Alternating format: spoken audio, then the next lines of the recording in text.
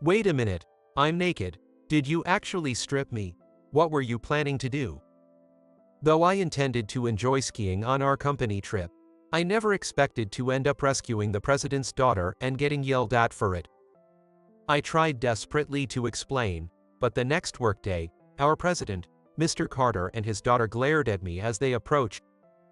Could you come to the headquarters after work? We need to talk.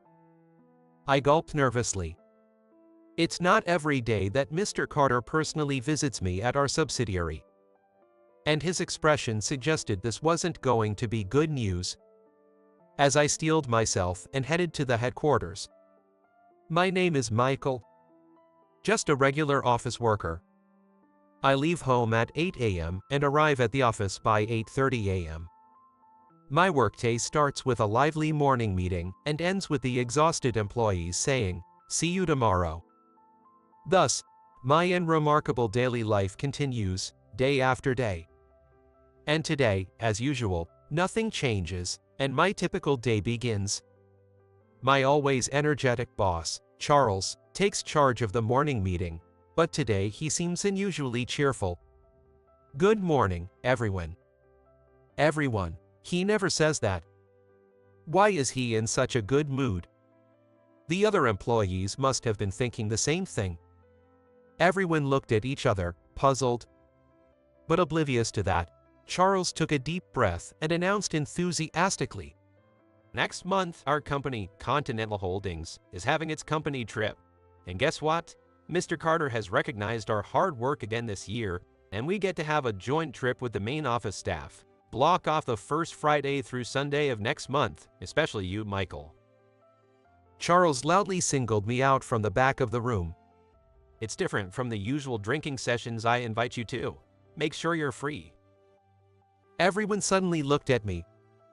Since I joined the company, Charles has been inviting me out to drink, and I have been turning him down. Initially, no one thought much of it, but after repeatedly inviting and being refused, Charles started asking despite knowing I'd say no, turning it into a comedic routine. Laughter echoed around me, and I raised my hand. "Do we get paid for this company trip?" Some employees burst out laughing. "There's no way, you fool." Charles didn't miss a beat, and the room erupted in laughter. "Well, not bad." Looking at Charles, he too seemed pleased, laughing contentedly. Charles cleared his throat and continued. "Anyway, really, make sure to keep it free. It'll be a more valuable experience than money." "Will the president's daughter be there too?" another employee asked Charles. Touching his chin, Charles paused, then grinned and replied, "Well, she works at the headquarters, so yeah, she'll probably be there." At his answer, everyone got super excited. Around me, people were saying things like, "We need to reserve roses at the florist," or "I have to get a nice outfit tailored." The president's daughter is quite famous within the company, and her reputation even reaches our subsidiary. It's no exaggeration to say she was born a personification of beauty and brains. Not only is she gorgeous, but she also works in sales at the headquarters, maintaining the top performance for several years. Rumors suggest she might become the president herself before long. Although I'm technically a fellow employee, she seems so far out of my league that I can't even see her as being the same kind of human. And now, she will be joining the same company trip. While everyone else is buzzing with excitement, the reality of it doesn't feel quite real to me, and I can't keep up with everyone's high spirits. Well, even if we're all from the same company, there's a difference between the parent company and a subsidiary. There's no way we, the subsidiary staff, would actually chat and have fun with those executive types. While I thought this, the day of the company trip arrived. "Oh, Michael, you actually made it." "What's with that tone? It sounds like you didn't expect me to come." "Well, you always turn down my invitations." "That's because it's just drinking with guys." "What? Would it be better if I were a woman?" Suddenly changing his tone, Charles struck a dramatic pose and pretended to tear up. I just walked past him and boarded the bus. It's a joke, I'm usually just tired after work. Drinking with a boss just makes me worry about the next day. But you'd decline even if the next day was off, right? I want to spend my days off with my girlfriend. At the mention of a girlfriend, everyone around us buzzed with surprise. As I looked back in confusion, Charles's mouth was wide open in shock. You had a girlfriend. Charles says so. At my nod, Charles staggered back as if he couldn't believe it. Well, we've broken up now. My casual mention of the breakup seemed to completely floor Charles. As Charles struggled to fix himself, I stored my luggage in the overhead compartment of the bus. Just as I finished, Charles grabbed my shoulder firmly. It seems he plans to comfort me through this trip. One by one, others joined in, offering words of consolation and encouragement, patting my shoulder as they took their seats. Moved by their gestures, I took my seat, and the bus rocked towards the venue. Upon arriving, I immediately wished for my previous emotions back. Everyone was too busy stretching their necks towards the bus from the headquarters to notice me. Even Charles was among them. Sighing deeply, I disembarked from the bus. This is why I can't stand these guys. They were all staring at the famous president's daughter. Charles called my name and gestured for me to come over. Drawn by his call, I headed towards him. And there was a woman descending from the headquarters bus. The moment I saw her, my eyes widened in surprise. Yes, I had heard the rumors, but she was even more beautiful than expected. Though other employees were there, she stood out distinctly. It wasn't just her beauty. She seemed to radiate a special aura. I had thought we were not the same kind of human just from the rumors, but seeing her confirmed it. Truly, we live in different worlds. Noticing us, she glanced our way. Hey, she looked this way. Our eyes met. Nonsense. She was definitely looking at me. The crowd around me buzzed. Despite myself, I thought our eyes had met. Thinking it was just my imagination, I quickly looked away. Watching the headquarters employees, including the president's daughter, enter, we followed suit, heading towards the luxurious hotel that was the venue for this trip. Staying at such a nice place for a company trip, Mr. Carter really splurged. As we casually talked about it, Charles called us to stop. It turned out that we wouldn't be staying at this luxurious hotel after all. We were led to a cottage, much smaller than the luxurious hotel, with just the bare minimum amenities. The employees, noticing the stark difference in treatment compared to the headquarters staff, entered their cottages grumbling. I wasn't complaining, but I was honestly shocked. What was the point of showing us this disparity? It hardly seemed like a genuine company trip. Despite these farts, feeling tired from the travel, I decided to relax alone in the cottage while Charles and the others went skiing. Though Charles and his group were grumbling, I found the rustic charm of the wooden cottage quite cozy. The view of the ski slope that Charles and others had headed to was also pleasant. Although the treatment couldn't compare to that at headquarters, I wondered if staying together might have been even more awkward. Maybe it was fortunate that we were housed separately. With these farts, I slowly closed my eyes on my bed.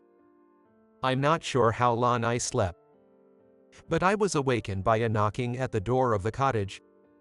It was already dark outside, and the room was pitch black since I hadn't turned on any lights. I stumbled in the darkness toward the sound and finally managed to open the door, where a flushed Charles was standing. It seemed he had come to invite me for a drink. Apparently, skiing was over, and he had started drinking with the other employees at his cottage. Realizing I was missing, he had come to invite me personally. Exchanging jokes as usual, this time I accepted his invitation. Charles, looking pleased, headed back to his cottage, and I followed him. Arriving at the cottage, those who had started drinking earlier were nicely tipsy, and everyone seemed to be having a good time. Some were so tired from skiing that they had passed out after a few drinks. Then I joined in, and drank with Charles and the others for the first time. We talked about various things over drinks. From romance to work, having conversations that we wouldn't normally have without the influence of alcohol. According to Charles, despite appearances, I was quite passionate. I didn't think so myself, but it wasn't unpleasant to be described that way. Since I'm not very good with alcohol, I drank slower than the others. Perhaps because of that, just as I was getting nicely buzzed, Charles and the others, tired from skiing, had fallen asleep drunk.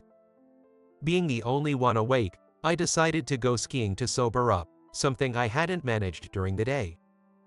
The weather was quiet, with just light snow falling as I moved from Charles's cottage back to mine. However, as I prepared to ski and stepped out of the cottage, a light blizzard had begun.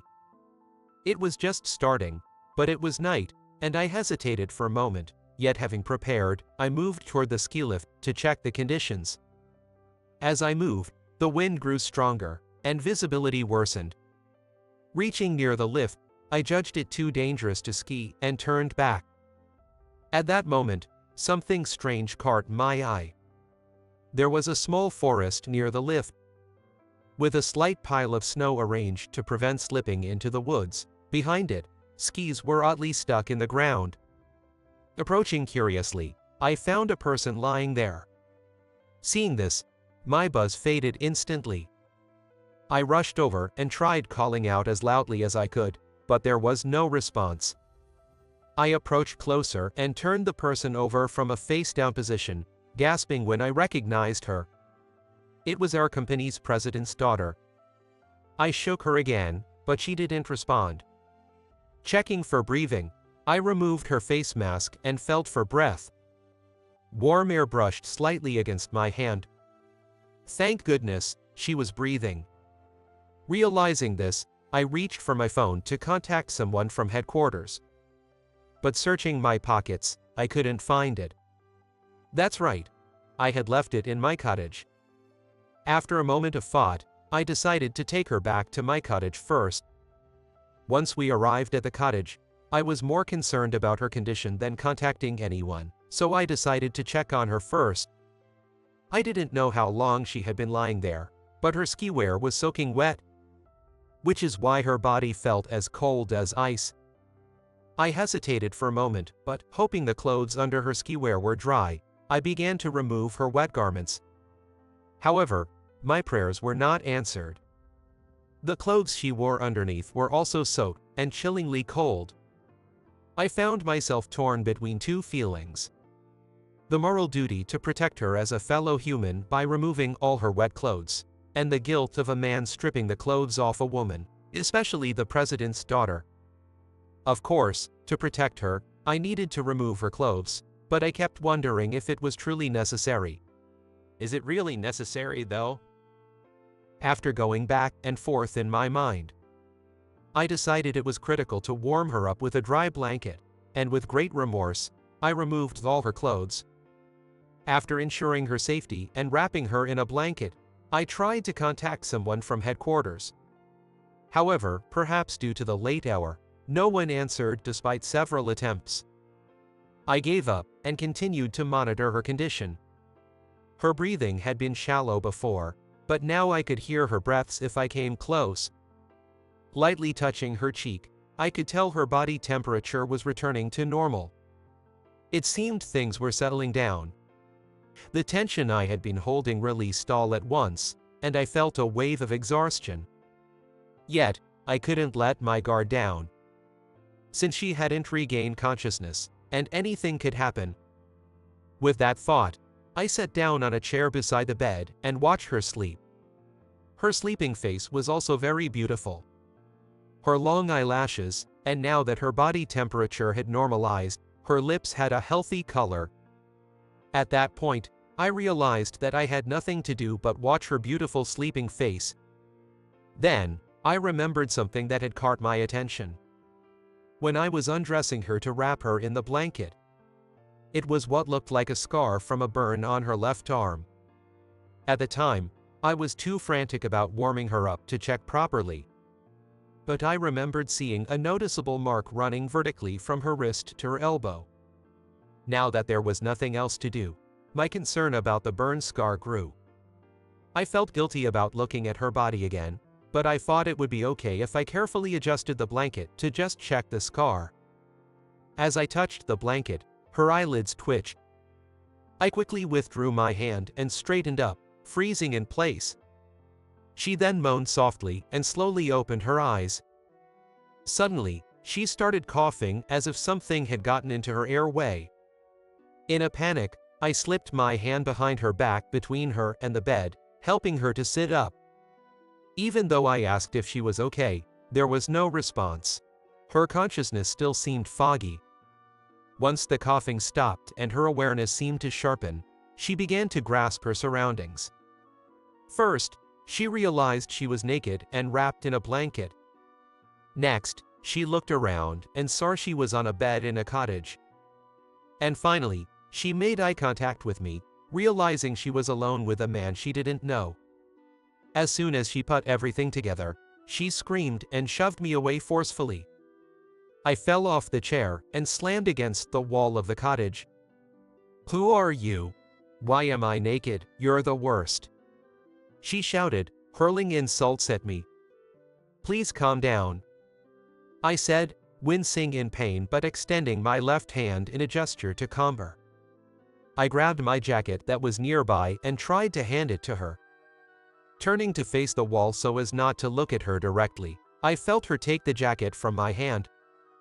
Relieved, I finally stopped facing the wall and turned my gaze back to her.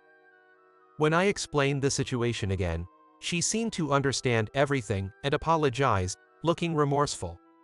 "It's okay. I'm just glad you're safe. But why were you out there at night and alone?" "I felt like skiing at night, but before I could start, the weather turned bad, so I decided to head back. But it was too dark." She spoke a bit sheepishly, and I had initially thought she might have accidentally skied into the woods. However, to learn she was there even before skiing was surprising. "I'm glad you're safe. That was unexpected of you." She looked at me curiously. "You're quite playful, aren't you?" Hearing this, she blushed a little. "Did that burn scar on your arm happen in a similar way?" Curiosity led me to ask about the burn scar that I had noticed earlier. Her expression darkened, and she shook her head slightly, while tracing the scar on her left arm. "This was done by a colleague at the company. Well, it was partly due to my carelessness." "Done by someone?" "Yes, it seems some don't like that the daughter of the president works just as hard and continues to stay at the top." She explained that she often faced harassment fueled by jealousy and resentment within the company. And of course, being the president's daughter, some people flirt with me while others make snide remarks. Working in a male-dominated environment, I had never heard such stories before. Hearing them from a woman for the first time was chilling.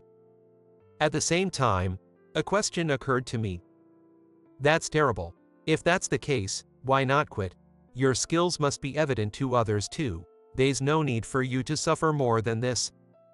She fell silent upon hearing my words.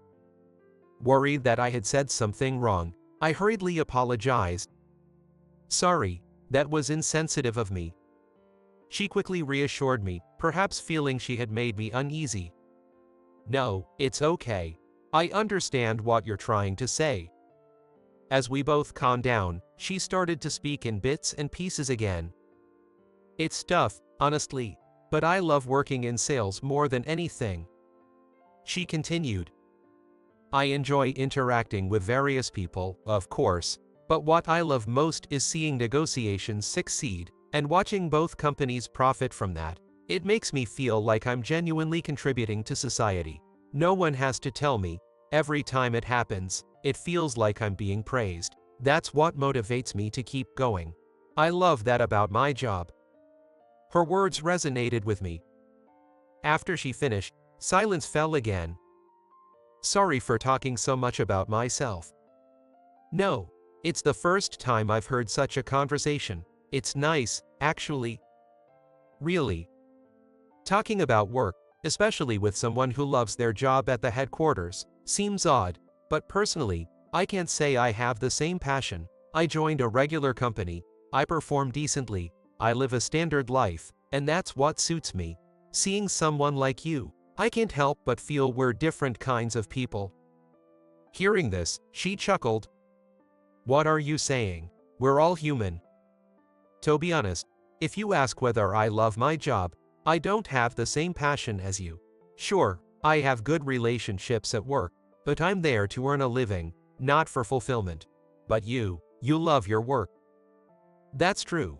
But I've just found something I love. Finding something you can be passionate about is incredibly fortunate. That's why I always feel blessed. It makes it even harder to think about quitting. Learning this gave me a deeper understanding of why she continued with her job, not just out of enjoyment, but also out of a sincere commitment. She wasn't just talented and beautiful, she approached her work with a genuine heart, exceeding her role. Knowing this made me feel even more drawn to her.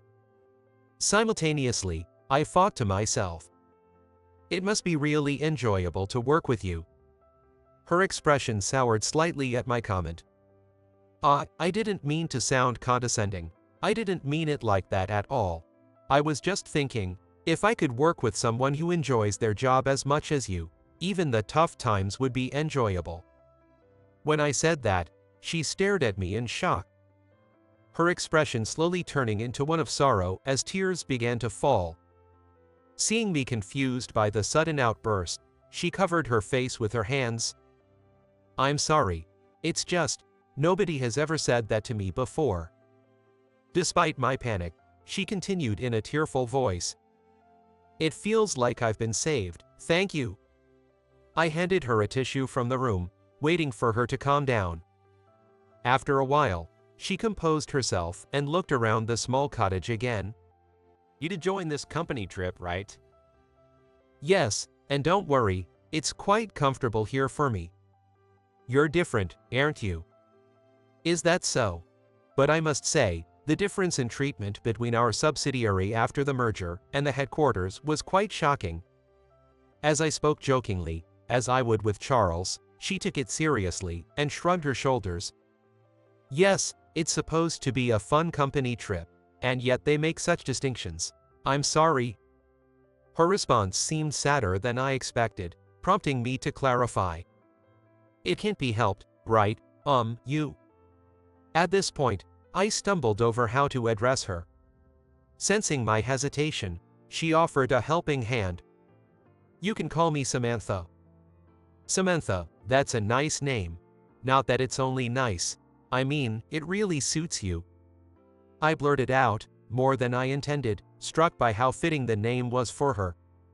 Samantha chuckled at this, her face brightening with a different, charming smile. Caught up in her beauty, I almost let more truth slip out, but managed to compose myself.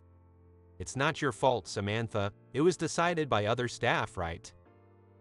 "Yes, but..." Even as she agreed, she continued to giggle at my previous fumbling. "So, you don't have to feel any responsibility. But, what's so funny now?" I had to interject. She laughed heartily. "Because your flustered reaction was just so funny." I didn't see what was so humorous, but her laughter made it hard to care too much. Looking out the window, I noticed that the blizzard had subsided. When I mentioned it to Samantha, she said it was probably time to head back to the hotel. Her clothes were not completely dry yet, but it was better to wear them for the short walk to the hotel. I stepped outside the cottage, waiting for her to finish dressing. Samantha emerged from the cottage and thanked me. "Thank you for everything. You really helped me." "It's good that nothing serious happened," I replied. "Was it really nothing serious?" she queried, causing me to blush as I remembered the night's events. About that, I'm sorry," I stammered. She laughed again, this time with a mischievous expression. "Just kidding. Maybe we'll meet again sometime." I decided to watch her leave from the front of the cottage. Reflecting on everything that had happened, it seemed like a once-in-a-lifetime experience to have spent such a night with someone as beautiful as her. As Samantha walked away, she suddenly stopped and turned back. "By the way, I never got your name."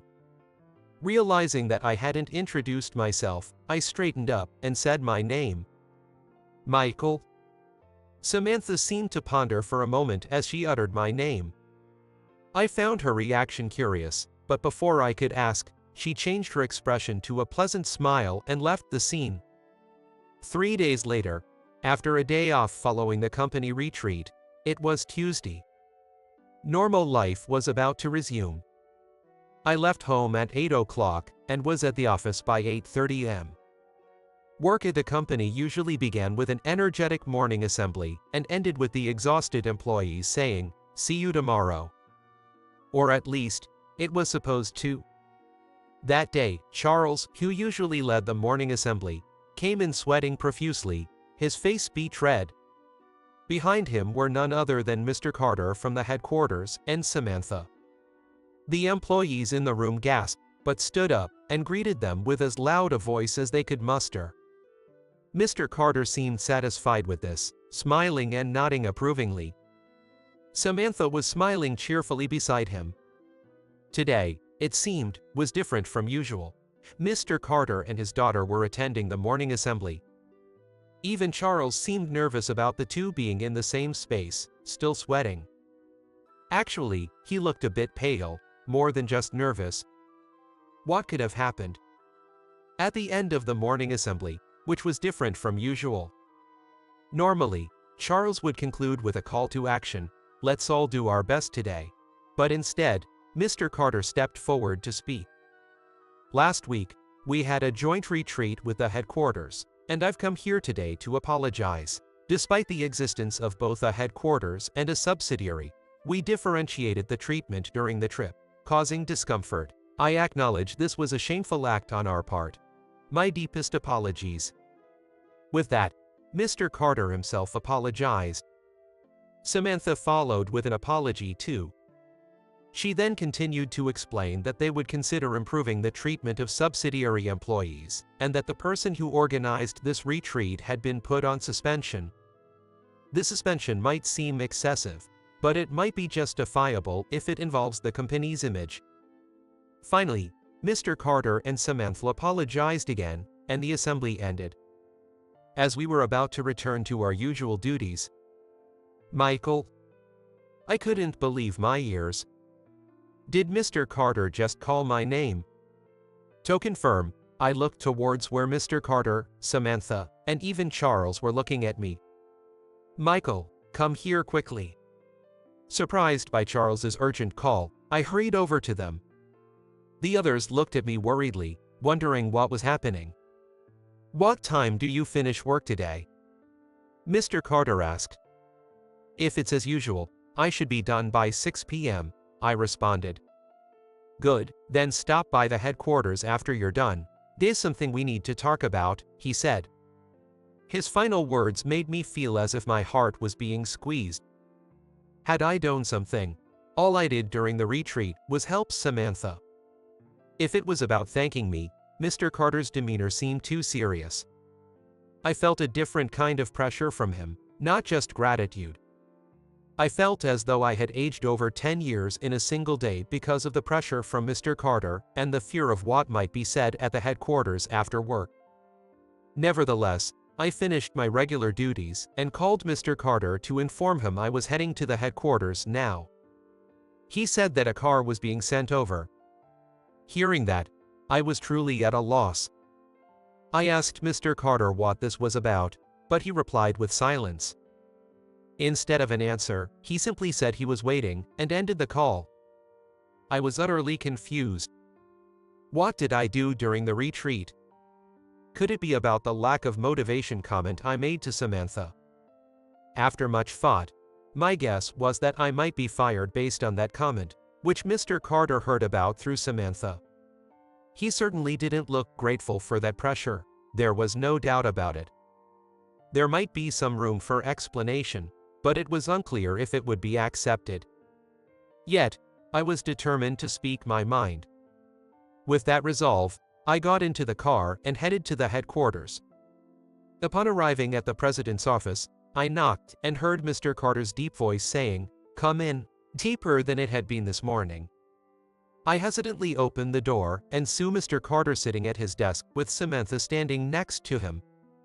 I stood across the desk facing the two of them. "First, let's start with a thank you. I heard you saved my daughter during the retreat," he began. "Yes," I replied. "I am thankful for that," he acknowledged. "I only did what was right," I responded. Mr. Carter nodded solemnly, his brow furrowing deeper. Then he continued, "This incident prompted me to look into you." Once again, I felt like Mr. Carter had grasped my heart with that statement. "You've been performing quite well in our company," he noted. "Huh? Considering that, and my daughter's recommendation, we've decided to appoint you as a member of the new project we're launching," he declared. "Huh? Wait, am I being fired today?"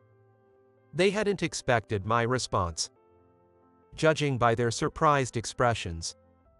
Then Samantha burst into laughter, reminiscent of that moment before. "Why would you think that?" She laughed heartily while Mr. Carter continued. "It seems that when she heard my name, Samantha was lost in thought because she had heard the name Michael somewhere before. Curious, Samantha decided to look into who I was. It turns out that my name was frequently mentioned even before the company underwent the merger 3 years ago. Apparently, I had been recognized since that time." "Why would you be interested in someone like me?" I asked. Both Mr. Carter and Samantha said in unison, "Because you're excellent." Apparently, the merger was supposed to happen later, but it was somewhat expedited because of me. Whether that was a good thing was unclear, but to them, I was apparently seen as a key figure in the company's sales. Learning that Mr. Carter and the headquarters had such farts about me felt surreal. Then, Mr. Carter added, "We value your exceptional management skills, and that's why we chose you to be part of this new venture. We want you to support my daughter, you will be leading it." I had thought I might be fired for my seemingly lackluster remarks, so this news eased my mind considerably. And to think that I would get to work with Samantha. Of course, I won't let you say no. After all, you were the one who undressed and saw my daughter naked. I wouldn't have declined anyway, but I never expected to hear such a thing from Mr. Carter. Samantha, blushing, playfully chided him. "Oh, Dad, stop saying unnecessary things." Then, with a slight blush, she said, "Well then, that's settled. I'm looking forward to working with you, Michael." With that, she told Mr. Carter she would walk me to the entrance and hurried out of the office first. I was about to follow when Mr. Carter called out to me. "What is it?" I asked as I turned back. Mr. Carter stood up and approached me. "Have you heard about the treatment Samantha has been receiving from her colleagues at headquarters?" "Yes." "So, despite being labeled as my daughter, Samantha has always led the pack as an employee in our company. This new venture will be a fresh start for her," he said, placing his hands on my shoulders and gripping them tightly. "Please support Samantha. This is both a presidential order and a father's request." The hands gripping my shoulders carried the weight of someone who had served as the president of this company, and the weight of a father concerned for his only daughter. He must have faced many challenges. Such a person placing such high expectations on me was profoundly motivating. How could I not respond to that? "Of course, I will protect her no matter what," I replied. Pleased with my response, Mr. Carter nodded and gave my shoulders a firm pat. "I'm counting on you, and, as a man to another, when you start dating, do it properly, all right? If you're going to live together, you'll need to move out of the company housing," he added. The thought that Samantha, the president's daughter, and I could end up in such a situation seemed unlikely. Despite this, I could only laugh awkwardly at his unexpected precaution. Though I said one thing at the cottage, I hadn't really thought I'd actually be working with Samantha, which made me incredibly happy. But more than that, I felt the weight of a responsibility far different from my usual mundane routine, and a desire to meet Mr. Carter's expectations. All these feelings combined to invigorate me and fill me with determination. With our respective resolutions, we were about to take the next step forward in the journey that was about to begin.